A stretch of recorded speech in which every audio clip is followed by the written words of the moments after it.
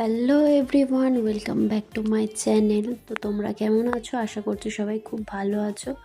তো আজকে চলো আমার মামাদের বাগানে শশা হয়েছে, সেই গাছগুলোই তোমাদেরকে দেখাই। আর আমার মা এবারে শশা গাছ থেকে শশা তুলছিল। দেখো পুরো বাগানটা ভর্তি শশা গাছ, অনেক যদিও কম হয়েছে এবছর শশা, তাও তো। তারপরে আস্তে আস্তে আমাদের বাড়ির সামনের মাঠটা না, এগুলো সব পেয়ারা বাগান ছিল।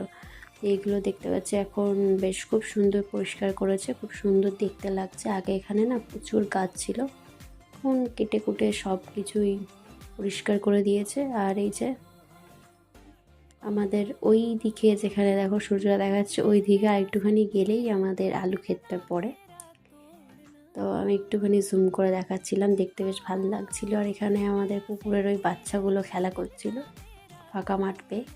আর এই পুকুরটা না অনেকটাই বড় ছিল, যদিও মাঝখান দিয়ে এখন বন্ধ করে দিয়েছে। আর এইখানে একটা পুকুর আছে, সেখানে আমরা আগে বহু বছর আগে আমরা স্নান করতে আসতাম, যদিও এখন আসি না। আর এই ফাঁকা মাঠে না এখন একটা দুটো বাড়িও হয়ে গেছে। চলো আজ এই পর্যন্তই, টাটা।